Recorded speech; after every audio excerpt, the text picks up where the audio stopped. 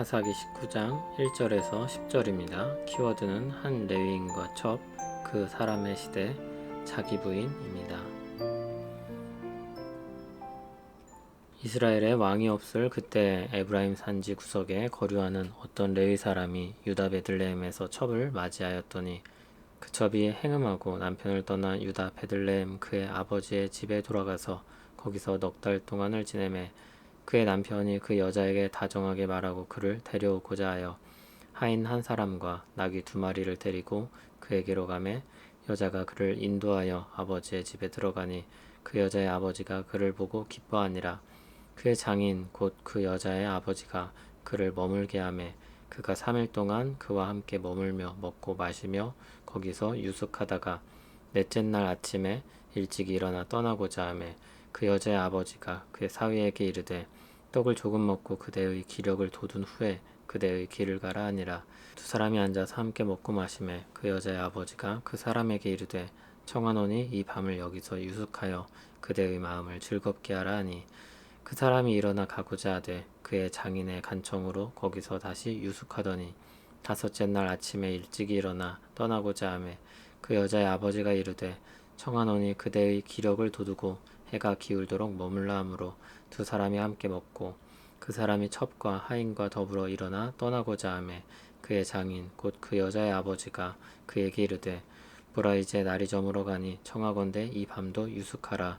보라 해가 기울었느니라.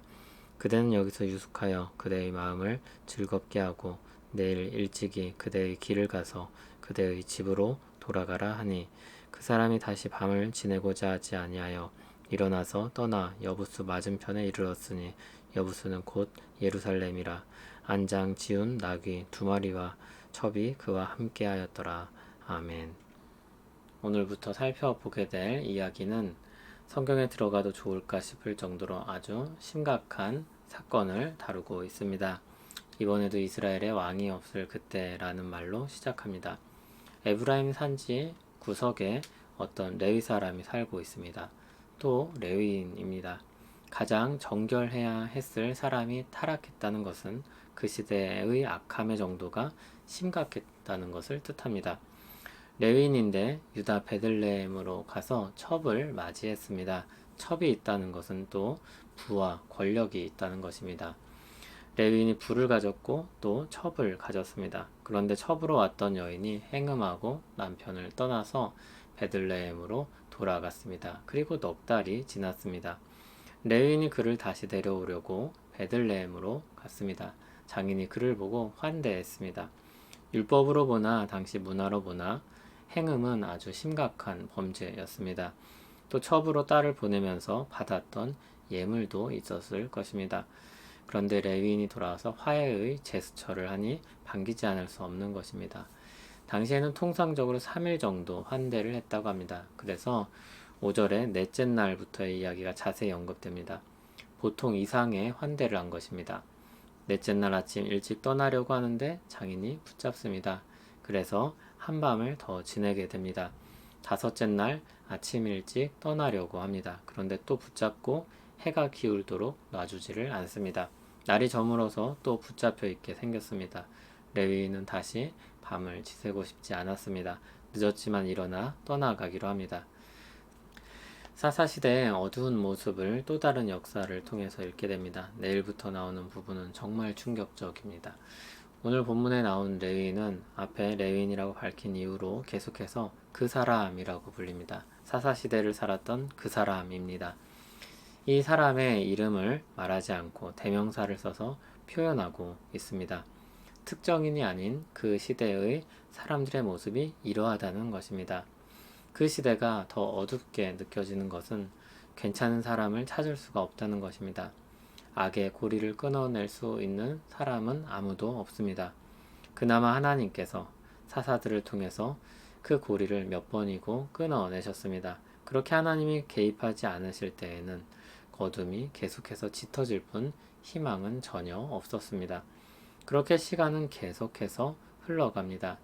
자신이 손을 내밀어 붙잡았으면서 오늘은 이제 늦었으니 내일 떠나라고 자꾸 붙잡습니다. 지금 이 문제를 해결하기엔 너무 어려우니 내일 손보자, 또 내일 손보자 하는 것입니다. 예시에 자식이 효를 다하고자 하나 부모는 기다려주지 않는다라는 말이 있습니다. 그렇게 우리는 시간을 흘려 보내기 쉽습니다. 적극적으로 그 시간을 잡지 않으면 지나가 버리는 것입니다. 좀 더 가볍게 요즘 말로 하면 고민은 배송을 늦출 뿐이라는 것입니다. 시간은 흘러가고 있습니다. 세월을 아껴야 하는 이유가 그것입니다. 악한 시대를 거슬러 살기 위해서는 말씀을 따라 살기로 결심하고 지금에 순종을 하는 것이 필요합니다. 이전에 만났던 한 목사님의 이야기입니다. 이제 충분히 누릴 수 있는 것 같은 상황인데 제가 보기엔 너무나도 많이 아껴 쓰는 것입니다. 그런 제 생각을 느끼셨는지 왜 이렇게 아껴 쓰는지 아냐고 물으셨습니다. 모르겠다고 대답했습니다. 그분의 대답은 이랬습니다. 자신의 것을 아껴야지 이렇게 살지 않으면 남을 도울 수 없다는 것입니다. 물론 그런 생활 습관이 몸에 배어서 그런 것도 있을 수 있습니다. 그러나 도울 마음이 전혀 없는 사람과 남을 도울 마음을 가지고 무언가 작은 습관을 실천하려고 하고 무언가 작은 변화를 주려고 하는 것은 전혀 다른 것입니다. 이 시대를 비난하기만 하는 사람이 있습니다. 이상적인 이야기만 외치는 사람도 있습니다. 그런데 신자는 그 어느 쪽도 아닌 것 같습니다. 신자는 오늘 내가 할 수 있는 사랑을 하기 위해 또 섬기기 위해 내 것을 포기하는 사람들입니다. 자기를 내어주신 그리스도의 발자취를 따라 우리의 것을 조금 내어주며 사람들에게 주님의 사랑을 나타내고 주님께로 이끄는 사람들이 바로 신자일 것입니다. 그런 가치 있는 우리의 인생이 되기를 소원해 봅니다. 죄악에서 우리를 건지시고 살리신 주님, 주님의 은혜에 감사하며 찬송합니다. 또 우리를 위해 자기를 내어주신 주님의 발자취를 따라 살기 원합니다. 자기를 부인하고 주를 따른다는 것이 성령님의 은혜가 없었다면 불가능한 일이었을 것입니다. 그러나 이제 우리에게 그 은혜가 주어졌으니 은혜로 또 한 발 내딛으며 살기 원합니다. 예수님 이름으로 기도합니다. 아멘.